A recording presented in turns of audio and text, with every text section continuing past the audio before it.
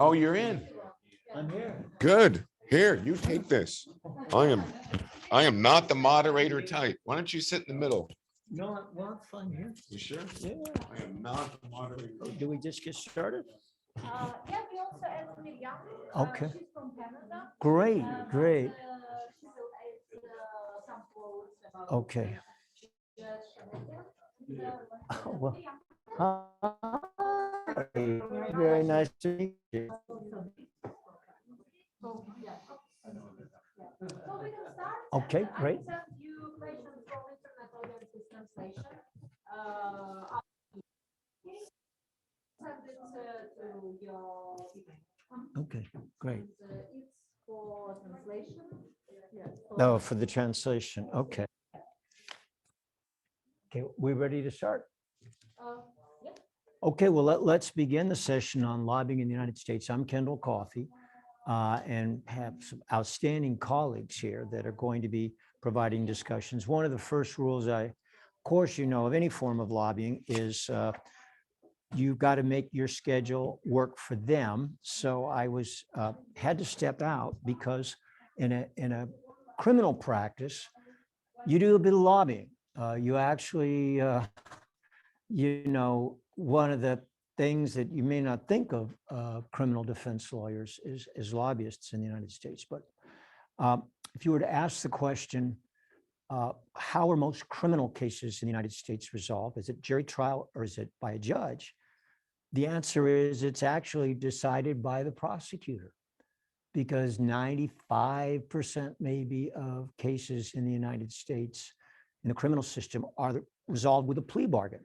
So, and it is a form of lobbying because you're trying to get the best deal you can for a client with a government authority who has immense power over your client. So with apologies for having to step out as part of my sort of lobbying practice, I want to welcome all of you who are observing this either here in Washington or in other countries, and begin the discussion. I would like to, I'm going to come back to my friend, very good friend, Mikhael Caputo, to talk about some of the perils of lobbying. But I'm wondering if Howard Marlow could sort of kick it off with an overview of some of the many lobbying issues that you've encountered over your distinguished career. Thank you very much, Kendall. I appreciate being here and the opportunity to talk with not only those here in the room and those who are viewing virtually. A little bit on my background and related a little bit to what Kendall has said. I can recall being on vacation in Paris one time, and it was midnight in Paris, as I recall, or a little bit later. I was attempting to watch TV and use my mostly high school education in French to understand what was going on. Suddenly my cell phone rang, and it was a client from New Jersey, the mayor, calling me. And from this point of view, he had a matter to discuss that was urgent. But on the other hand, he had no idea where I was, and we talked, and to this day, he is still the mayor of that fine town, and they are still clients of ours, but we were always available. So that was one of the tasks that lobbyists have, is to be available for their clients whenever that may happen. Lobbying has changed a lot. I've been in Washington for close to 50 years, maybe a little bit over that now, working on the Hill, and then for an economic consulting firm, a trade association, and starting my own firm 40 years ago. And we worked for local governments, different parts of the country, coastal local governments. But lobbying has changed in many ways, but I'll focus on a couple of them. Technology has been a significant difference. We can, as lobbyists, get access to information on our cell phones.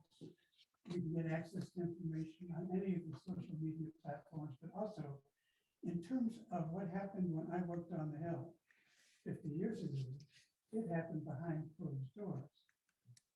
Normal meetings. I'm not talking about anything surreptitious. These were normal committee meetings.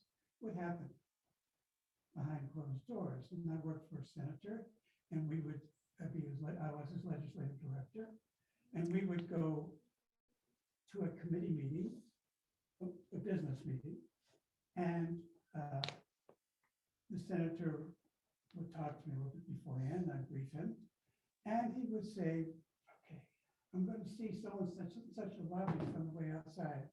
I'm going to skirt around, tell them I'm going to do the best I can for him. I'm not going to vote with him.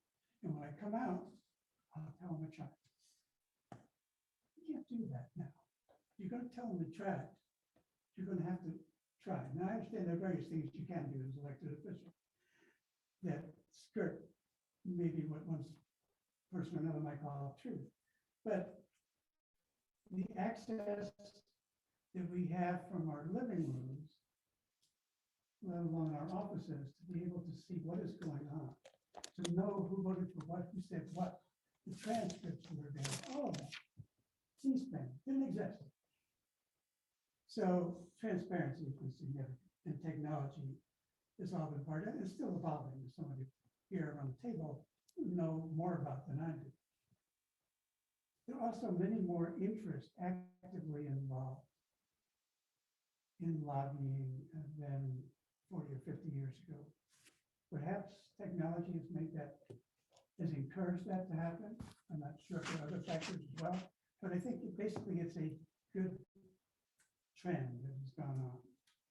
We find Washington loaded normally, if you take COVID out of the picture, loaded with one group after another coming to Washington to plead their particular agenda with their members of Congress. And I think that has changed. We used to, when I worked on the Hill, we might have 4 or 5 lobbyists, professional lobbyists, come in to talk with us. Now, I don't work on the Hill, but being one of those professional lobbyists is having meetings, we know that it is very difficult. With me today is my colleague, Dan Ginalfi, who brings another generation into the profession, but we both know that it's difficult to get meetings with staff people who are perpetually busy. We also know that it took an anthrax person, whoever he or she may have been, to enable us to even use emails. We couldn't use emails of staff people because we didn't have access to them. We have access to emails. We have access to their business cell phones. We have access to all of that now. All changed, and therefore given us more opportunity and more groups, more opportunities. Some other things obviously have changed too with regard to Congress, the executive branch. At least I'm going to focus on the congressional side of it. The things that have changed in technology for them also are significant, but the amount of issues that they are dealing with, even if the issues that, let's say, my firm is involved in, are not the issues that make the front page of anything other than a local newspaper, and perhaps not even the front page there. These are not the critical issues. We are fortunate we're able to work on bipartisan issues. So that becomes possible for us to be able to talk to Republicans and to Democrats. People who I might not vote for myself, that isn't the issue. I work for local governments. It's the mayor and the council who I represent. And they're the ones who decided what their priorities are. So Congress, however, has had far more technology. When we were following a vote earlier this week, and I was talking with Dan about what we'd have to do to follow a vote, we have those bells. If you've been in a congressional office, they have these lights, and they like to call them bells because there's sort of a buzzing noise that comes out with them and tells you there's a vote. We used to have to call the program and find out what's the vote on. Now you know this every, in the morning you get a list for the majority leader, minority leader. Another thing which has been discussed previous panel, and perhaps elsewhere in this conference, has been the issue of money, which has been a significant impact, has had a significant impact on lobbying. I'm talking about legal money. This is all reported, or to the extent that the law requires it to be reported, and the Constitution requires it. this is all money. In my opinion, too much, but that's just my personal opinion. And again, we're in the fortunate position that our local governments can't give money. Of course, we can as individual lobbyists, but whatever they give is not coming in the form of money. But their power is not coming from that. Lobbyists today very often count on seeing that member of Congress and perhaps a staff member they want to see in a fundraising event, which are held all over the place.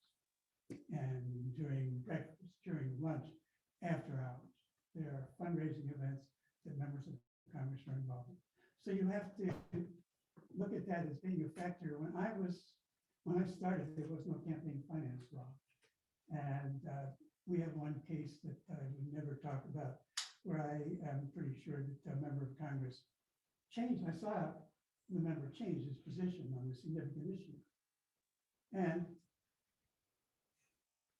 there had to be a bag of money bills associated with it, quite frankly. Eventually, I might add, to senator, and eventually I think cost him his re-election or helped to contribute to it. But in terms of lobbying, though, there's some essentials that haven't changed. We need to have our facts.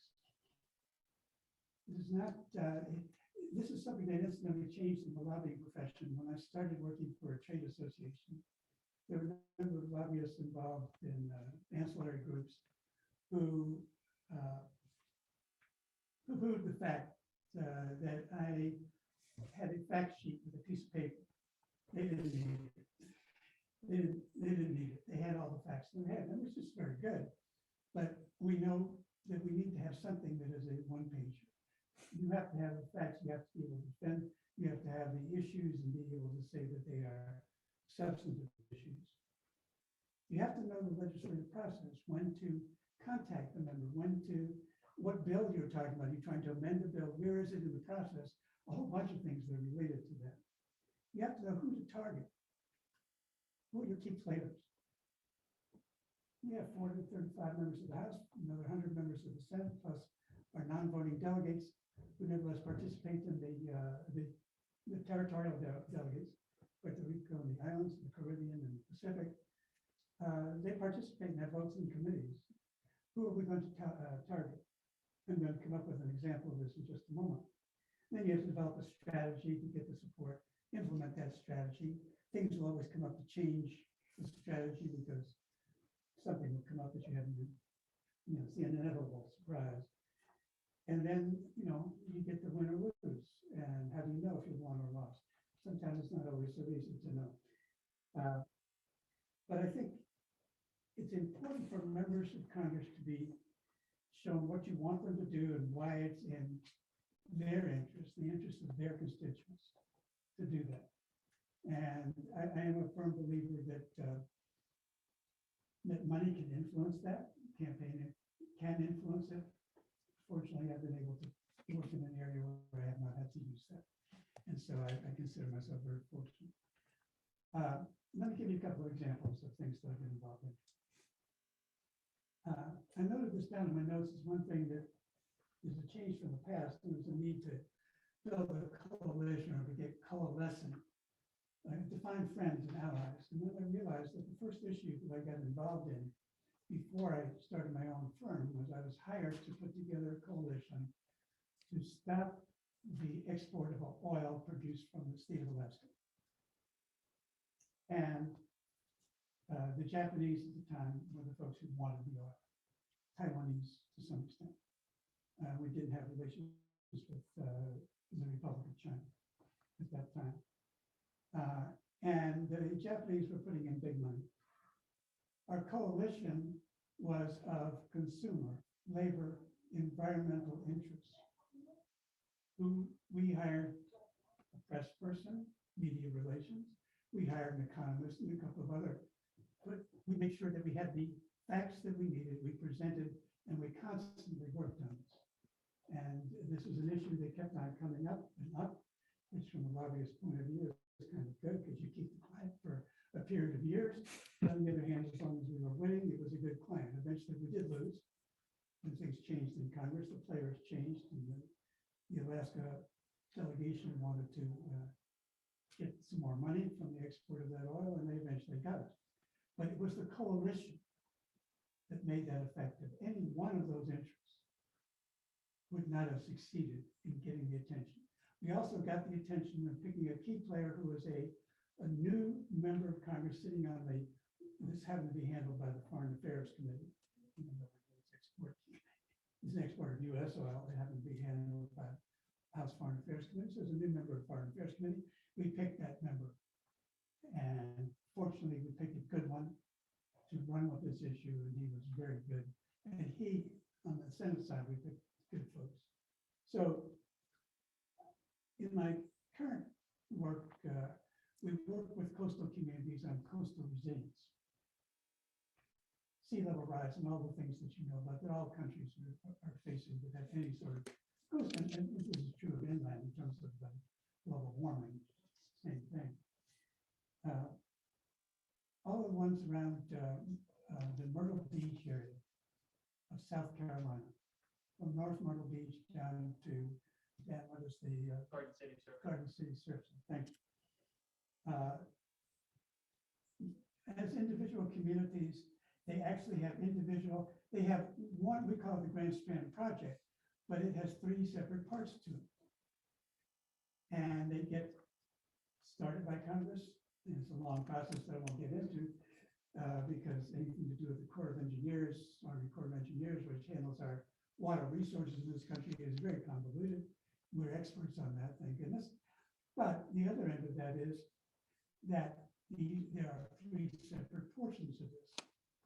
And they are really, when you look at just the communities, North Myrtle, down to Garden City, et cetera, and the county, which has a piece of that coast also. And they have the good sense, we started by working for North Myrtle Beach and encouraged the mayor there, who's still the same mayor, to form a coalition, which is called the Grand Strand Alliance. To this day, they have been successful in getting their post-disaster assistance, but also getting their pre-disaster renourishments that have kept them in good shape. Without that, any one of those communities, we have places that we represent where there are communities that are next to each other. We've had this in Florida where Martin County and St. Lucie County have separate projects. They have their separate lobbyists. They don't have an arrangement. This is true up and down the Florida coast, up and down the North New Jersey coast. When you do that, you're fighting against yourself. So there are reasons to coalesce on a variety of issues. Many of you are involved with commercial issues. There are interests.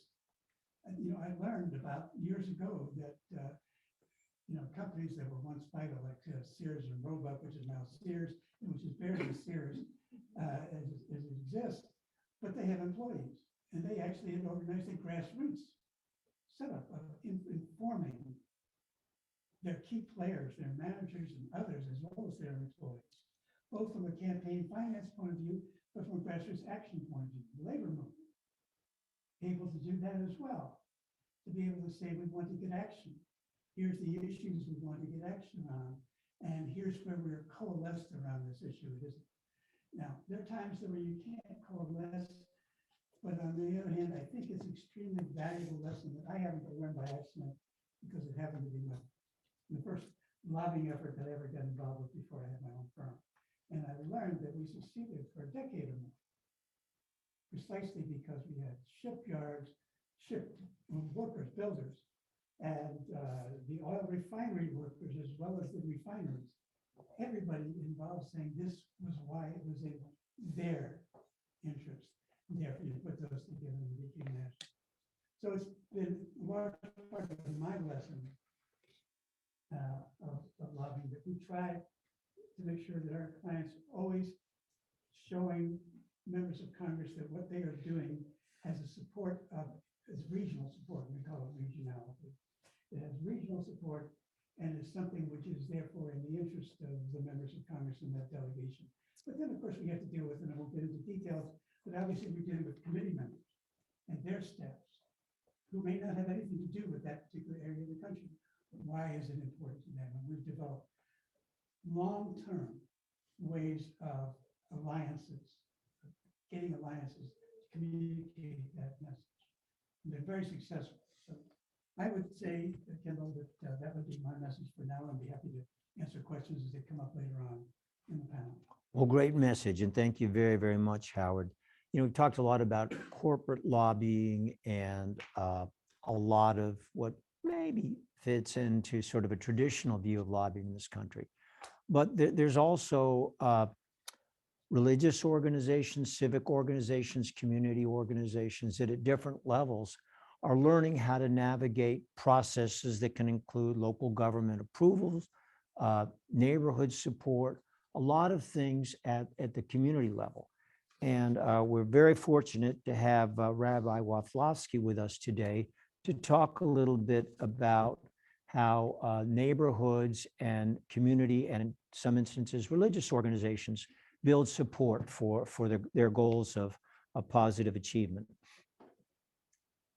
Okay. You can hear it, whatever the mic is. Yeah, the mic is coming down.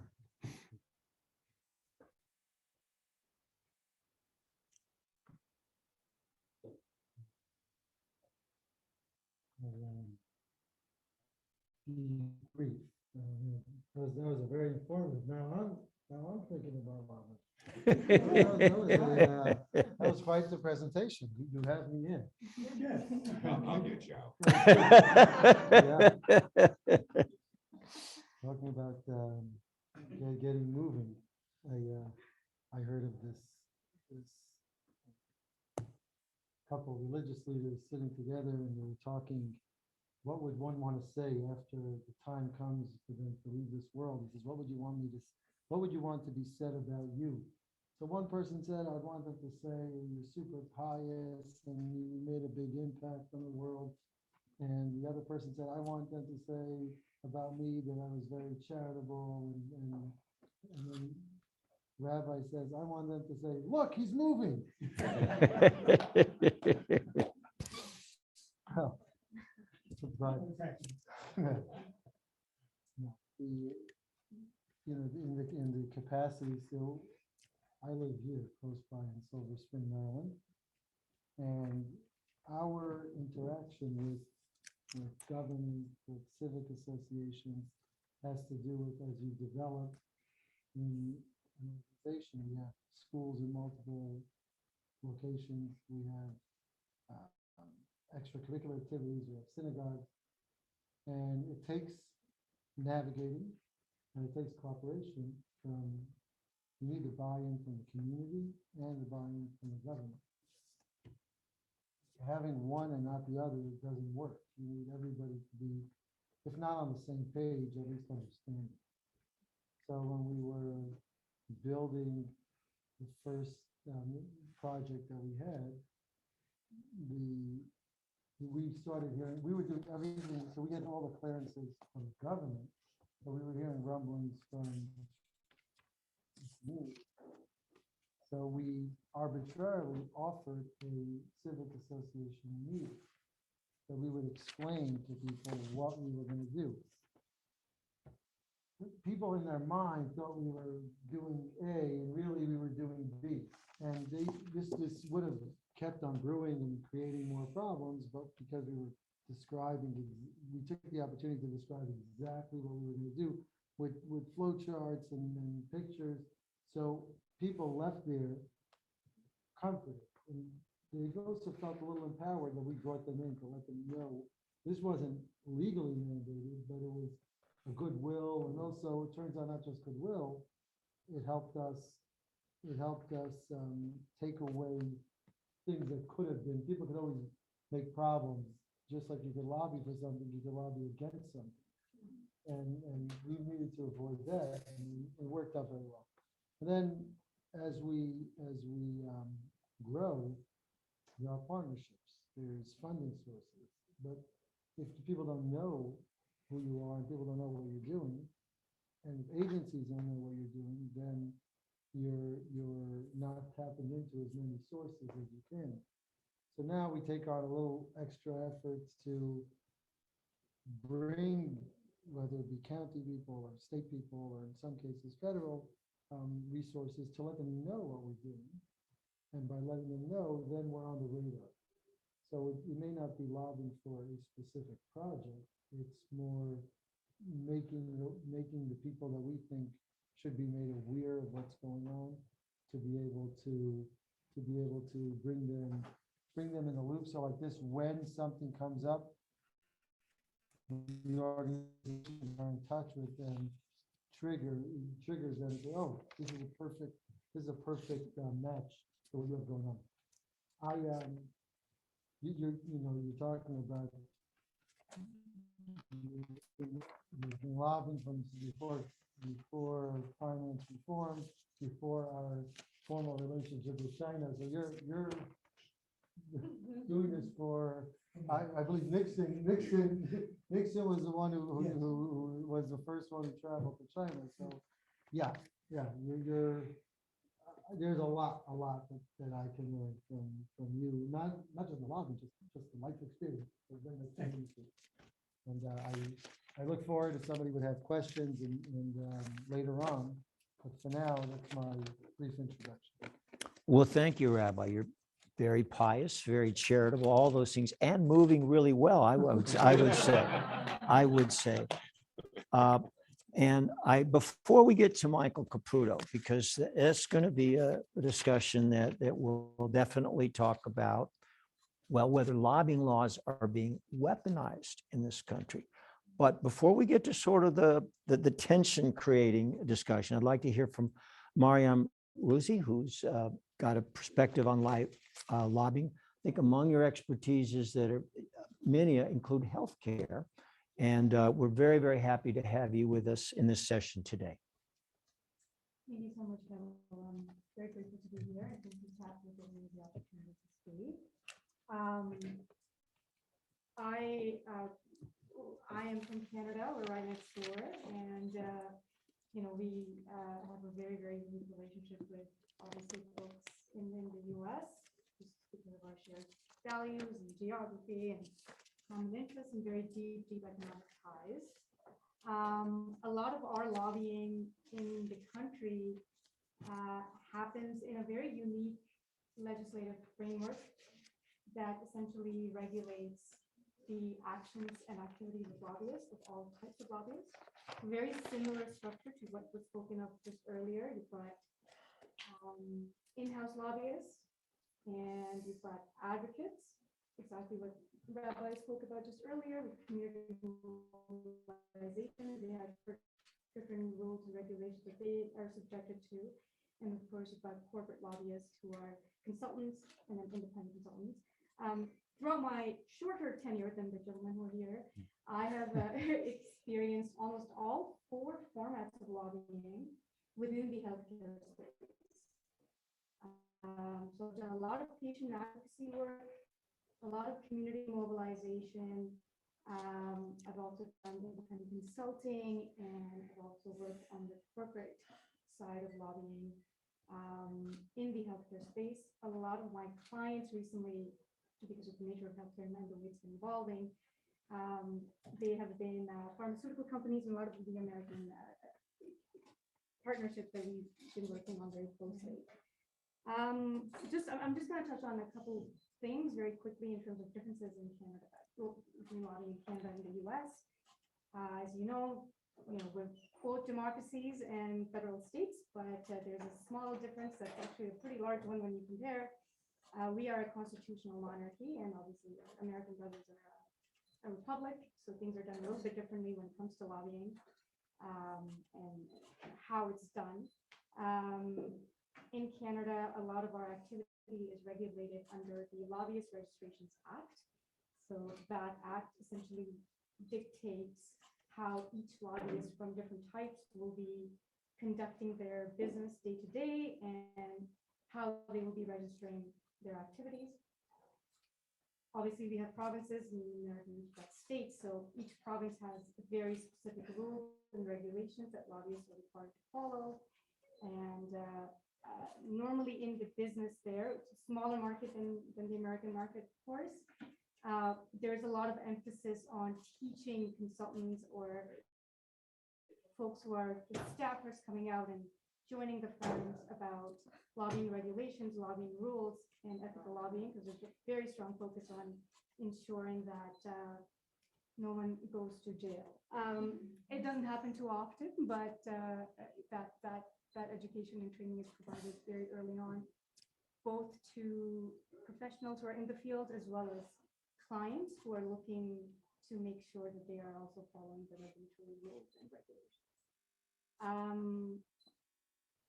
Yeah, that's just a little bit of a difference, but we rely very heavily on the American playbook, and lots of tools and tactics and strategies coming from our friends here, and work very closely with them almost on all aspects of our business. So yeah, that's a little bit of a snapshot of lobbying happens in Canada as well, and it's smaller but heavily regulated, and lots of business and deep involvement with the American system and American clients and American friends here.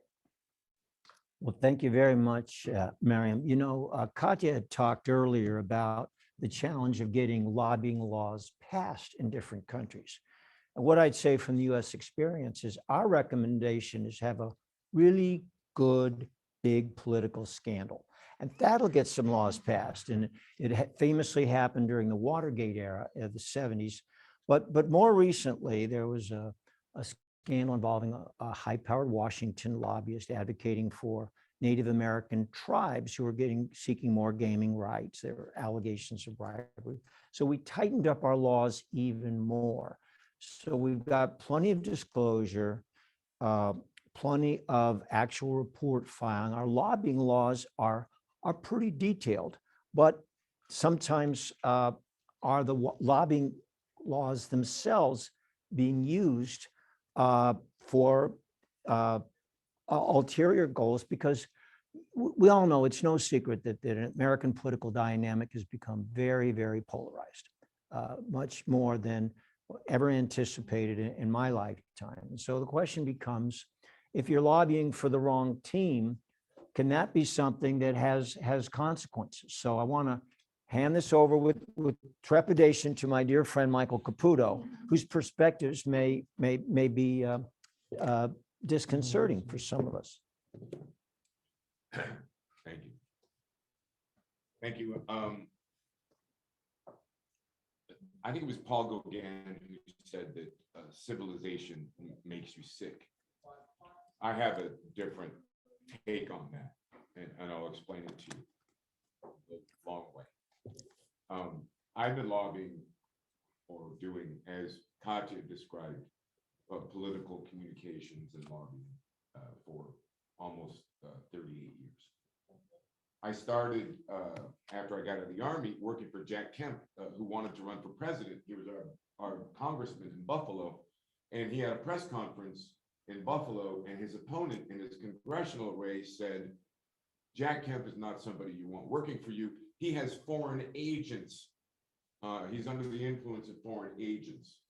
And I was a young man, just got out of the Army. I was going to work for this guy. Who were these foreign agents who were influencing my congressman, who was also, by the way, the quarterback for the Buffalo Bills? How could he be under the influence of foreign agents? Those foreign agents were Roger Stone and Paul Manafort. And the reason the congressional candidate got away with calling them foreign agents is because they were registered under the Foreign Agents Registration Act. So technically, they're foreign agents. I got to know Roger and Paul very well. We all worked for Congressman Kemp, tried to elect him president, failed to do that, worked together many different times. I later on, after the wall came down, moved to Moscow to work in government and advise the Kremlin. When I was there, I worked for the US government, helping to get Boris Yeltsin elected as president. After he was elected, I started the first lobbying, Western Standard lobbying operation in Moscow. My job was to get laws written and